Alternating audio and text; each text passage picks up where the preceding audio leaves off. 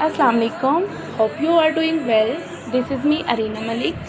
My dear brothers and sisters, आज मैं जिस टॉपिक के बारे में आपसे बात करना चाहती हूँ वो है बेटी। जैसा कि आप सब जानते हैं कि बेटी एक रहमत है और रहमत से कभी मायूस नहीं होते। आइए मज़ीद इसके बारे में जानते हैं कि रब ताला ने क्या इरशाद फरमाया। इंसान पर अल्लाह ताला की बेशुमार नेमतें और रहमतें हैं जिससे इंसान फ़ायदा उठाता है। एक नेमत होती है और एक रहमत होती है।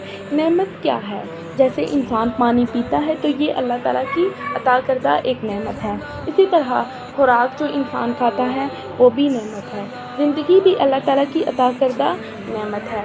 ये अल्लाह ताला का खुसूसी फज़ल व करम है कि वो इंसान को तरह तरह की नेमतें अता करता है। अब रहमत की बात करते हैं। जिस तरह अल्लाह ताला की नेमतें हैं इसी तरह रहमतें भी हैं। जैसे बारिश अल्लाह ताला की रहमत है, इसीलिए हम दुआ मांगते वक्त कहते हैं, ऐ अल्लाह बारिश रहमत नाजिल फरमा। इस बारिश के सबब बहुत सी नेमतें मिलती हैं। जैसे पानी और पानी की वजह से पौधों और फसलों को ज़िंदगी मिलती है और ज़िंदगी की बुनियाद ज़रूरत भी पानी है। जहाँ पानी होगा वहाँ ज़िंदगी के आसार होंगे। यानी रहमत की वजह से कई नेमतें भी मिल जाती हैं। और सबसे बढ़कर रहमत की मिसाल नबी पाक सल्लल्लाहु अलैहि वसल्लम की ज़ात मुबारक है। जैसे कि अल्लाह ताला ने इरशाद फरमाया, बेशक हमने आपको तमाम जहानों के लिए रहमत बनाकर भेजा है। मालूम ये हुआ कि जहाँ रहमत होती है वहाँ नेमतें भी नेमतें होती हैं।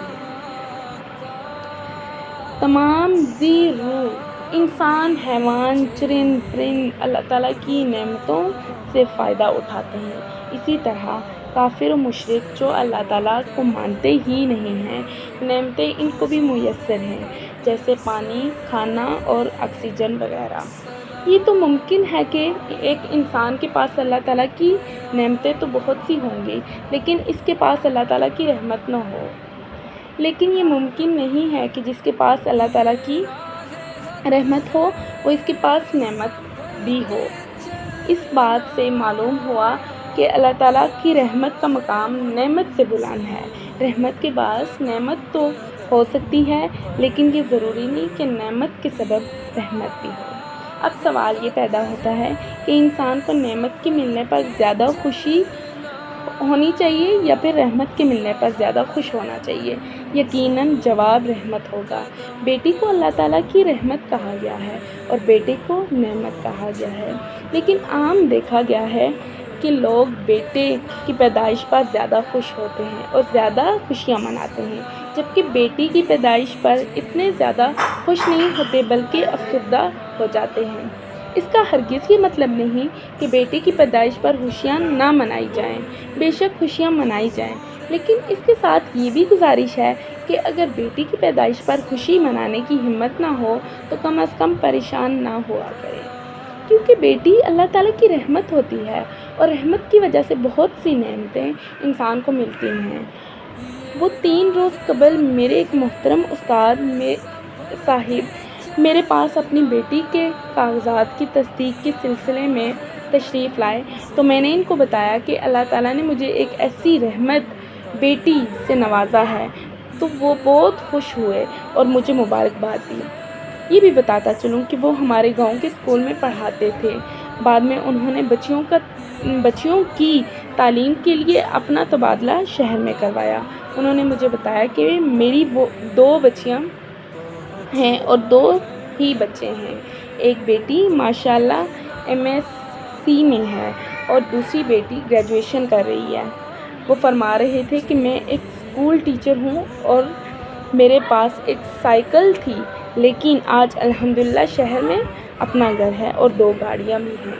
ये सब इन रहमतों की वजह से नेमतें अता हुई हैं। हम दुआ करते हैं कि हमारे घरों में भी रहमत के फरिश्ते आएँ। लेकिन देखें, अगर रहमत खुद ही घर आ जाए तो इसकी क्या बात होगी। नबी करीम सल्लल्लाहु अलैहि वसल्लम का फरमान है कि खुशनसीब है वो औरत जिसके यहाँ पहली औलाद बेटी हो। इसी तरह एक जगह पढ़ा था کہ اللہ تعالیٰ جس سے خوش ہو اس کو بیٹی عطا کرتا ہے اور جس کو خوش کرنا ہو اس کو بیٹا عطا کرتا ہے۔